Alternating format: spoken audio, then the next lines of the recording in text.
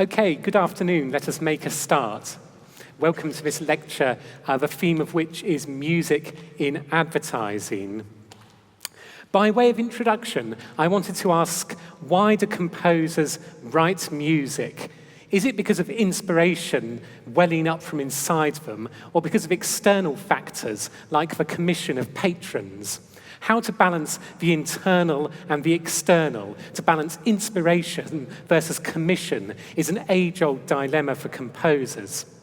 Today, we will look at two examples of music that were written for apparently the most external of reasons, for advertising, to sell something.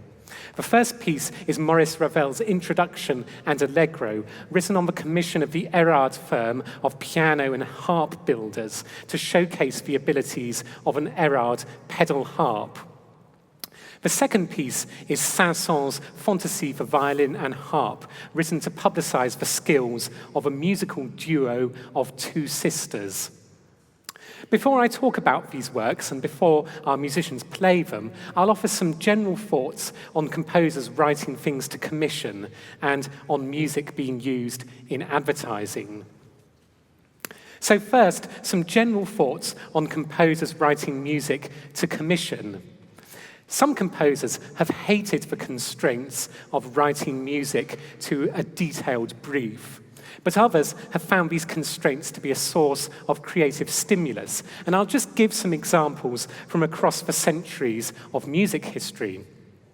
In the 17th century, composers usually expected to write whatever their patron, whatever their boss demanded. But not all musicians liked this. Claudio Monteverdi, one of the first composers of opera working in northern Italy in the 1600s, regularly complained about having to write to the command of his prince. He refused to compose music hastily or badly, and he would take up to a week to write a madrigal, so a simple setting of a few lines of poetry, a vocal setting.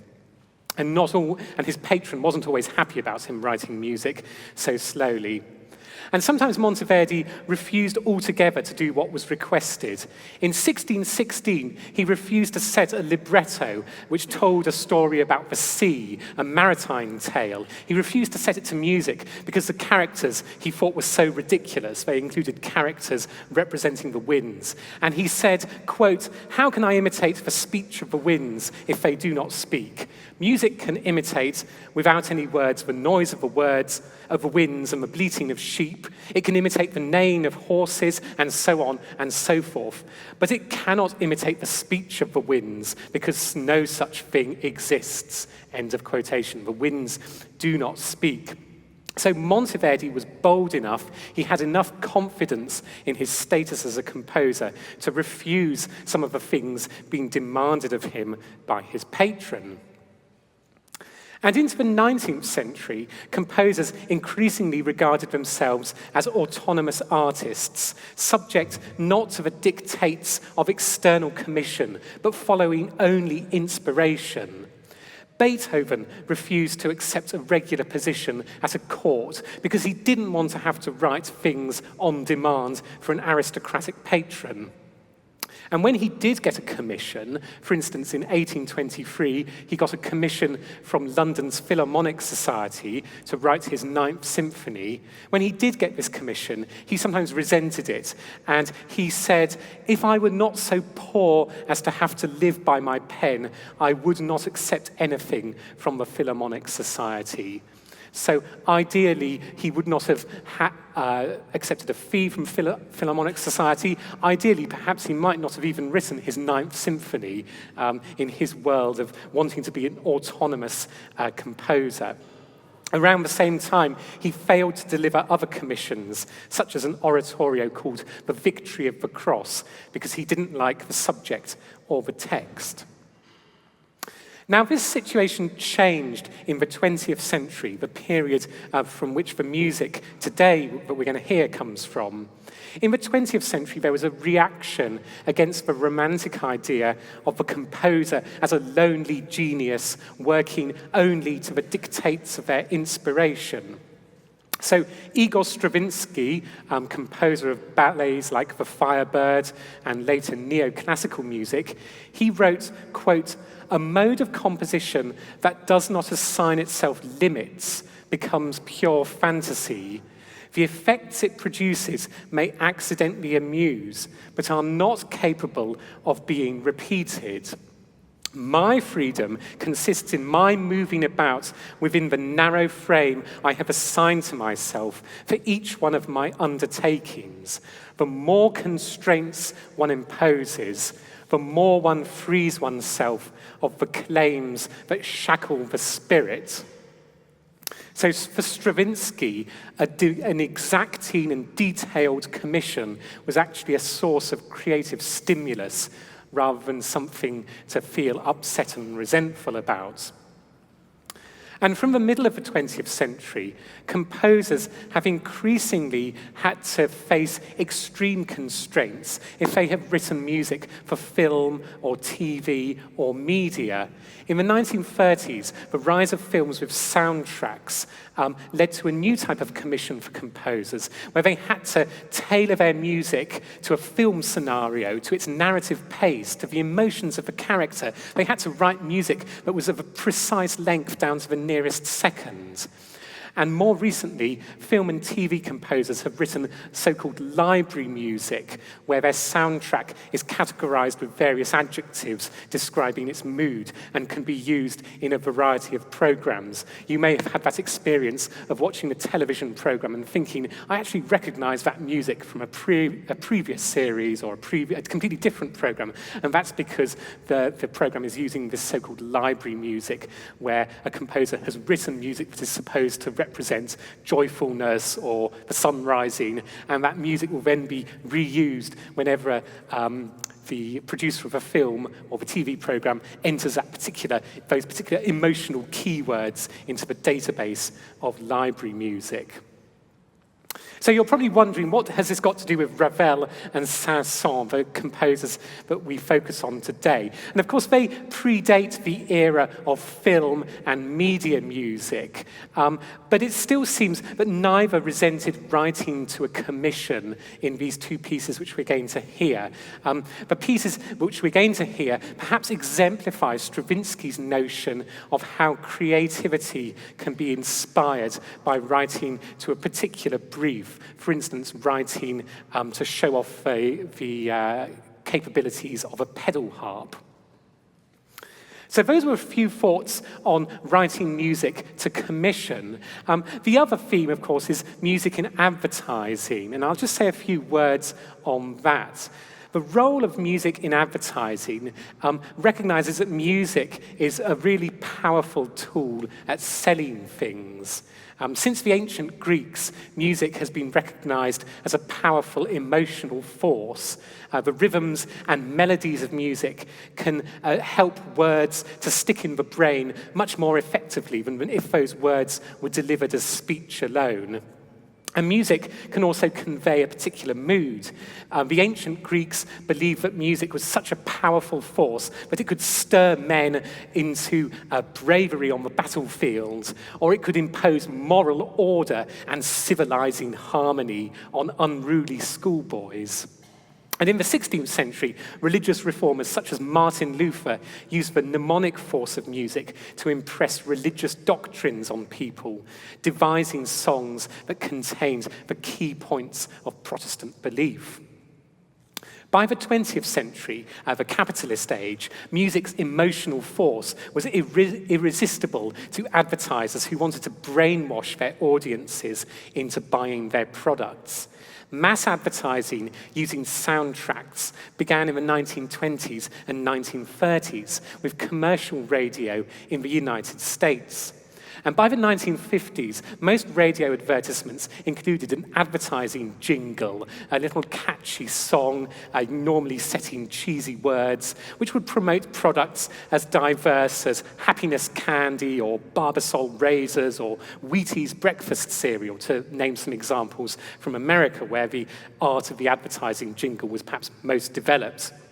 And so these jingles would set trite little rhymes like, Pepsi Cola's up to date for modern folks who watch their weight. We made it light and dry for you, refreshing without filling too. Which the words may not be very inspiring, but perhaps when set to a suitable jingle, they will start to worm their way into your brain and put you into the mind that you absolutely must buy Pepsi Cola. Music has also been central to television advertising since the 1950s, and particularly because music can convey an emotional or subliminal message. A recent book by someone called Timothy Taylor, and the title is The Sounds of Capitalism. It includes an interview with someone called Mitch Miller, who was a head of artists at Columbia Records in the 1960s.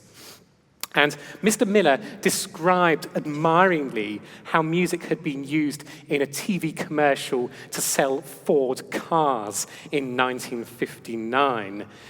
Ford wanted to sell a particular car because it was an economy model. They wanted to point out to potential buyers that it would actually save lots of money on miles per gallon and things like that.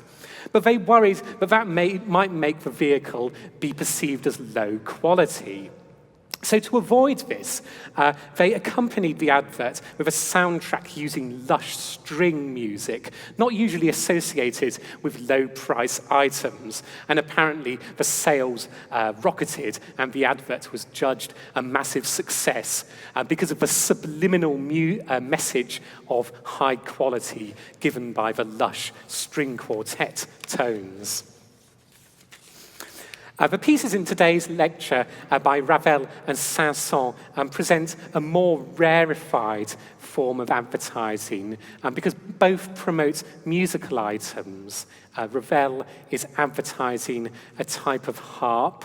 Saint-Saëns is advertising the musical skills of an ensemble that consists of two sisters. So Ravel and Saint-Saëns did not have to set a cheesy jingle to music.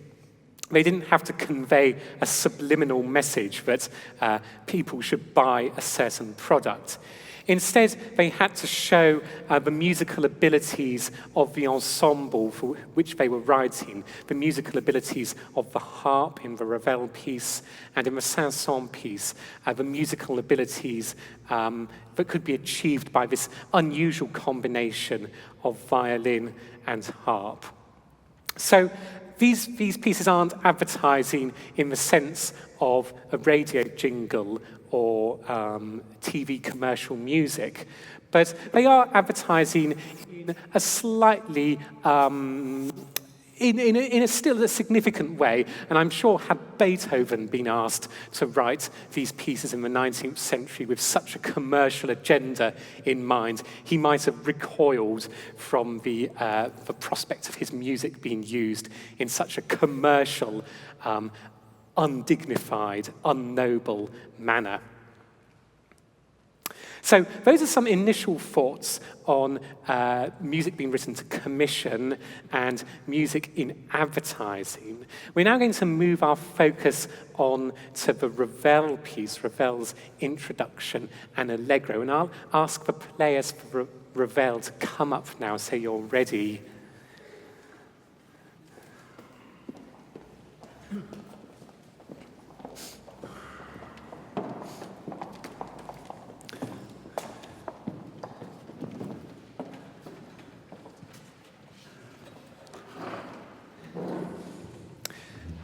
So before the players start, I'm just going to give you a bit of background about this piece, and then we'll point out some themes, some little extracts that you should listen for when the whole piece is played in a few minutes' time.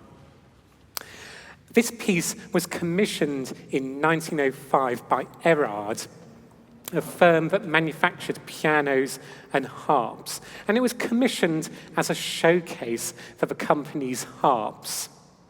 And to explain why this was important, I need to take you a little bit into the history of the harp and to the rivalry between harp manufacturers at the start of the 20th century. Around 1900, all manufacturers wanted to make a harp that could play chromatic notes.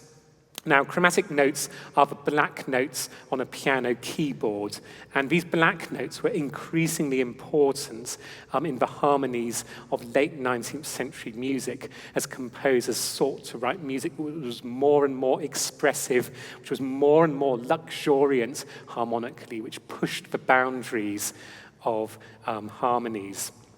So one way to get these extra notes was an instrument called the chromatic harp, which was devised by the firm of Pleyel in 1894.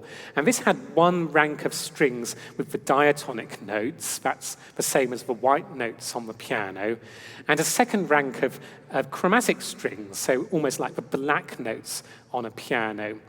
And in 1904, the year before this Ravel piece we'll shortly hear, Pleyel commissioned the French composer Debussy to write his Danse sacrée et Danse profane for the chromatic harp. So this was a piece to advertise the abilities of Pleyel's patented chromatic harp. It was partly intended for conservatory students in Paris, so that they would have a test piece that they could play in their auditions and their recitals. It was also partly to show off this chromatic harp and what it could do to possible buyers. But there was a rival type of harp which was built by the Erard firm, and this was a harp that had pedals, and the harp that Klara is playing today is a pedal harp, and some of you may even be able to see the pedals at the bottom. So the idea of a pedal harp is that here the chromatic notes are obtained by using the pedal, which will either lengthen or shorten the string, and by lengthening or shortening the string, that makes the notes slightly higher or long or lower. So, Klara, do you want to sort of give us a little demonstration of what happens when you use the pedals?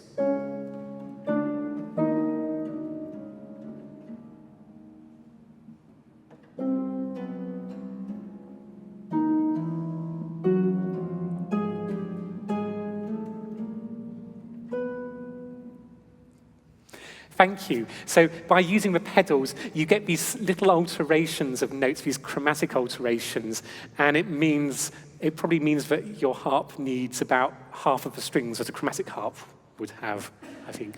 Maybe not, I'm not sure. I'm not a harp specialist. Anyway, this was the Erard harp, a harp that used pedals.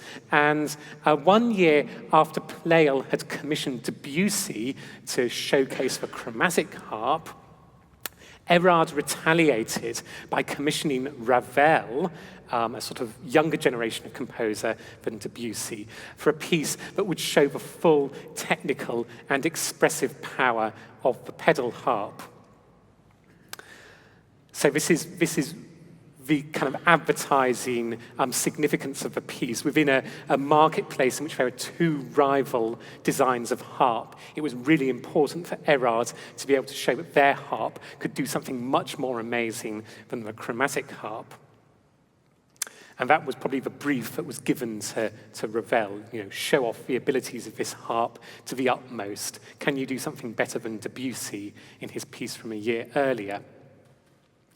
Now, Ravel wrote his introduction and allegro quickly. He said in a letter it took him 8 days of solid work and 3 sleepless nights, and he said that allowed him to finish it for better or worse. So I have this sort of vision of him working in a kind of white heat of creativity. And this does actually contrast with the usual image of Ravel as a fastidious and careful composer who takes a lot of care, particularly with his orchestration.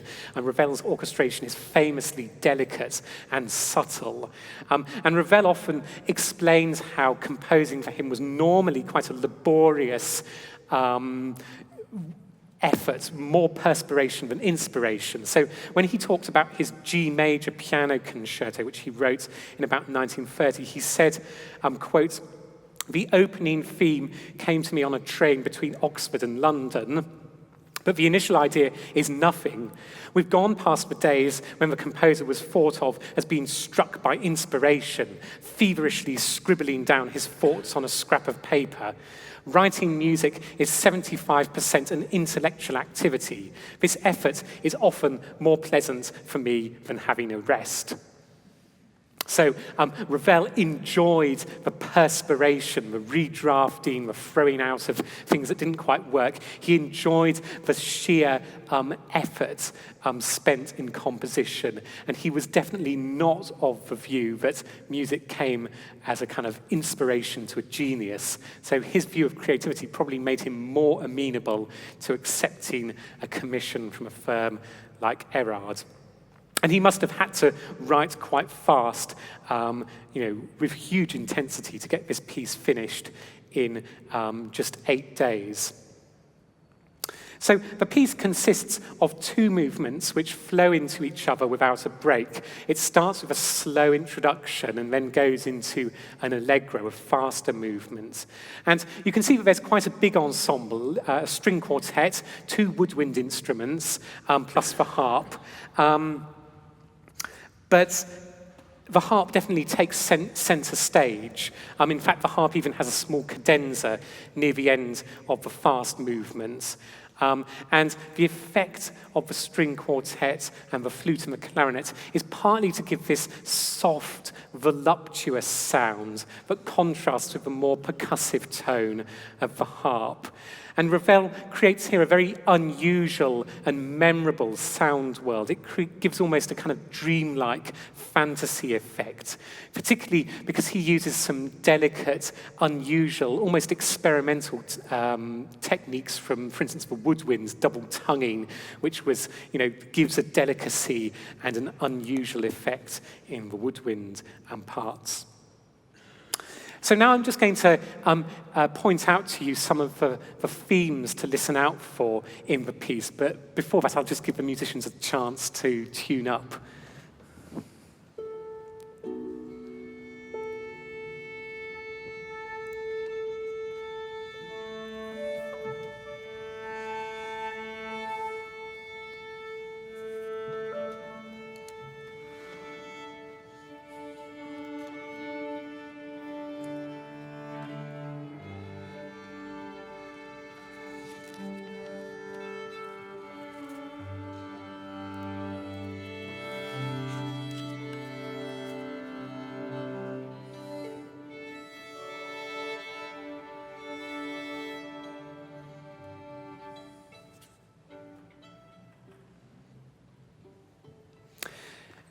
I'll just point out a few themes to listen out for, because I think if you understand the themes that Ravel uses, you then have something to sort of have a grip on in this otherwise fantasy-like, dreamlike musical construction.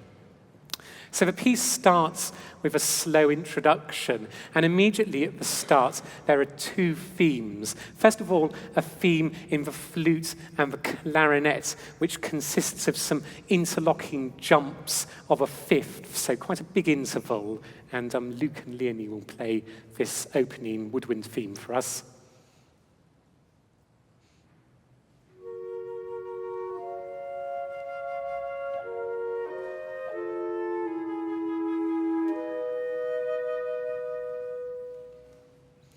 Thank you. So that's the first theme, those interlocking fifths. And then that's immediately answered by a second theme in the strings. And this uses a slightly smaller interval of a fourth. And at first, it slides down the fourth in steps. And then we hear the fourth used as a jump.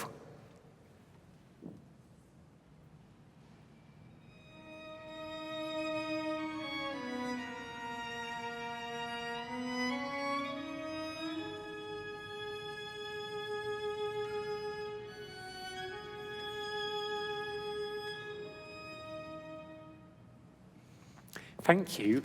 That's the second theme, and when we get to the allegro, the fast section, that second theme, the one we've just heard, is reworked on the harp, and it's reworked into a faster version with waltz rhythms, 1, 2, 3, 1, 2, 3. And now there's an uncertainty, an ambiguity of what the key is.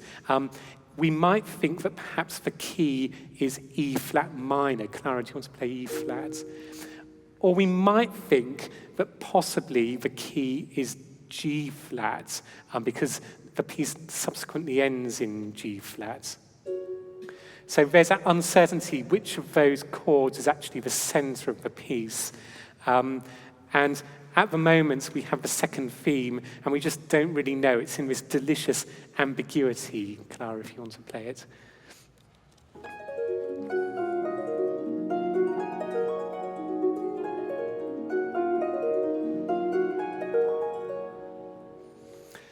So that's the second theme reworked into that ambiguous waltz version. Later on, another theme comes at figure 6, and this is another waltz theme. It's less ambiguous in terms of what is the key, what is the tonal center. So do you want to play figure 6, please?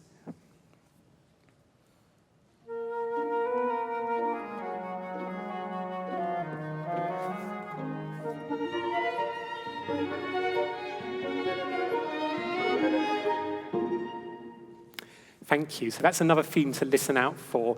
And Ravel then starts combining these different themes in always very subtle ways. So you're now going to hear figure 8, where we have quite fast versions of both of the opening themes, the themes we heard in the slow introduction, and they're now played in waltz time.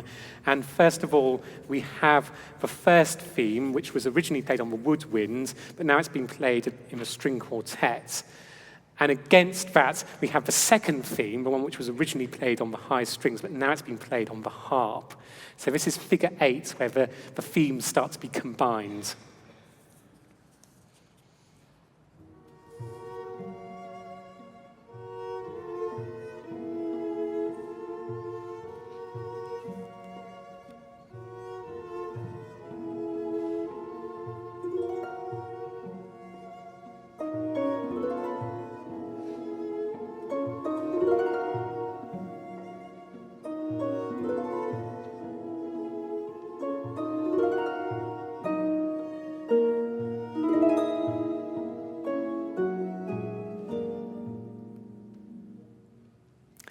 Thank you.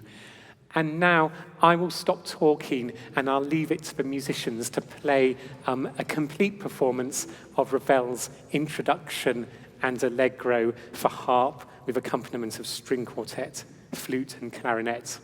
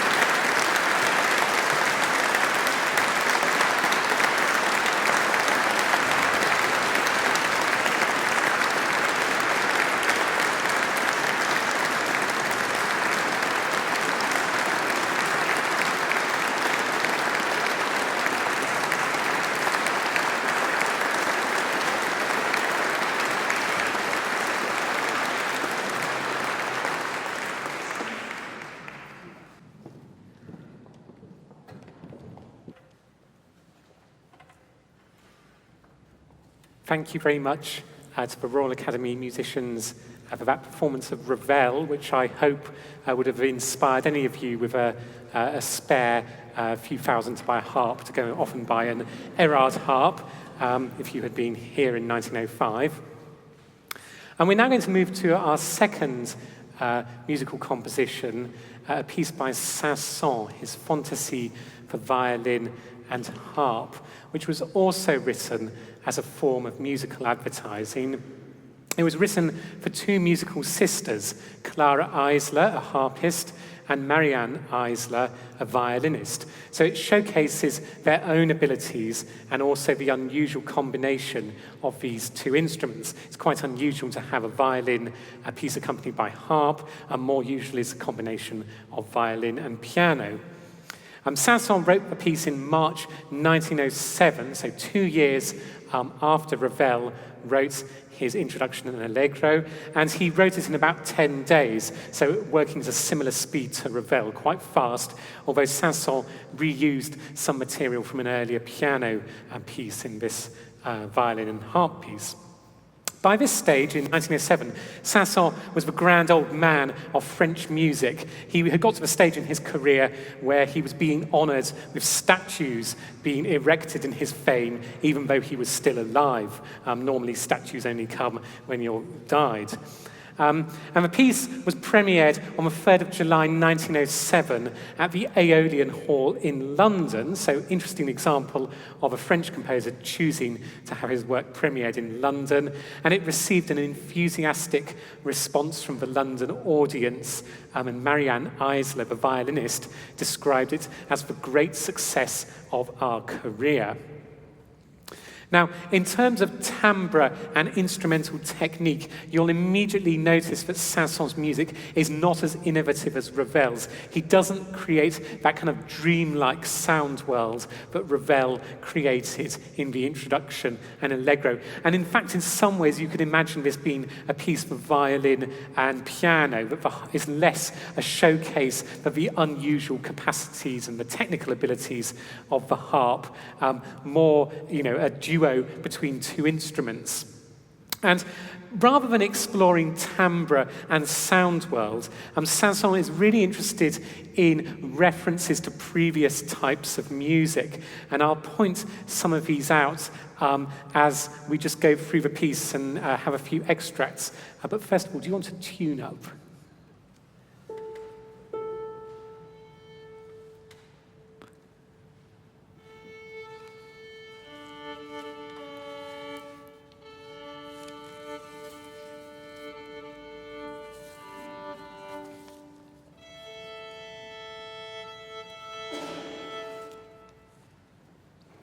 So the piece is in a chain of sections and it flows from one to another without a break. And I'll just point out what these sections are so you have something to listen out for as the piece unfolds.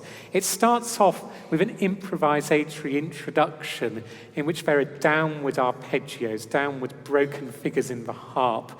And above this, the violin slowly breaks into melody. It almost stutters at start, and then eventually an unbroken violin melody emerges.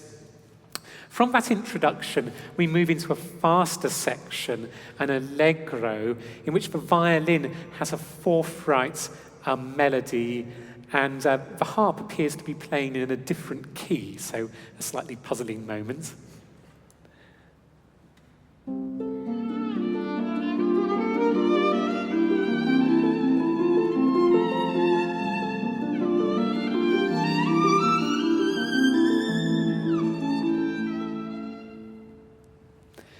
Thank you. And then moving towards the middle of the piece, towards the climax, there's a rather unusual section called Vivo e Grazioso, an Italian tempo marking that suggests this section should have a mix of vigor and yet gracefulness.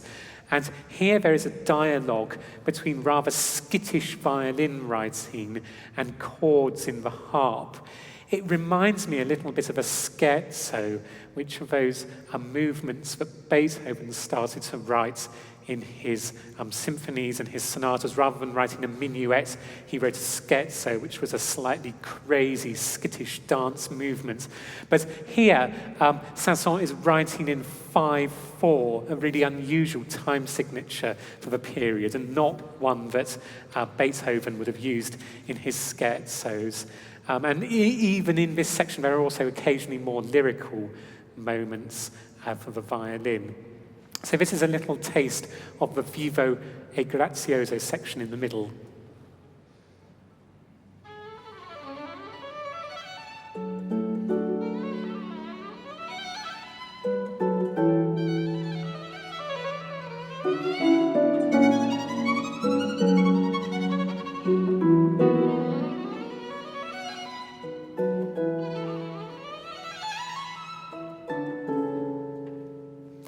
Thank you. And we then move into the Andante, which for me is the most memorable part of this sonata. It's built on a repeated bass theme, what English 17th century composers would call a ground bass. And in fact, the theme that Saint-Saëns uses is the same sort of theme that you might find in a piece by Purcell or a piece by Monteverdi or these 17th century composers. And so the harp has this obsessively repeated theme as the harmonic foundation. And above that, the violin has little snatches of melody, then it breaks into faster figures, more impassioned runs, eventually double stopping, more virtuosic things. So this is the kind of emotional, still center of the piece.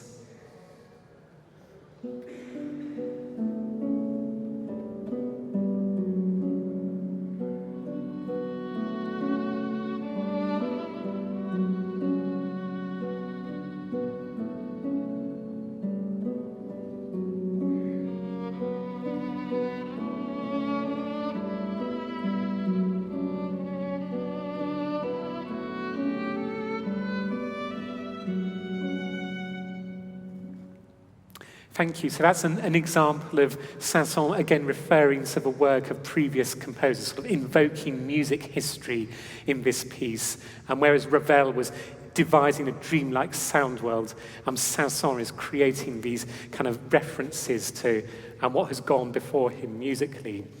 And then the piece ends with recollections of the opening two sections, recollections of those improvisatory harp arpeggios and that more forthright melody, eventually bringing the piece to a delicate pianissimo ending.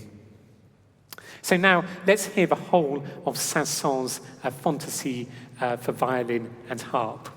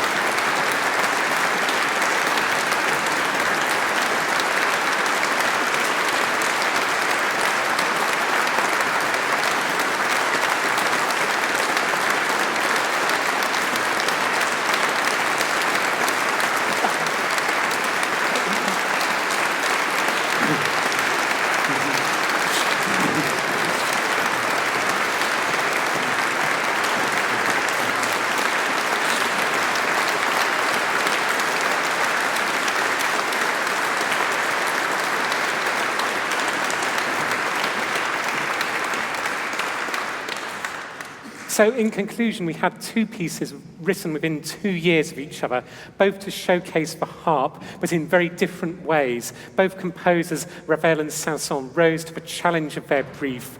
And to paraphrase Stravinsky, both of them found huge diversity and invention within, quote, the narrow frame assigned to them. From these constraints of advertising come creativity. Thank you, and I'd like also once again to thank the musicians.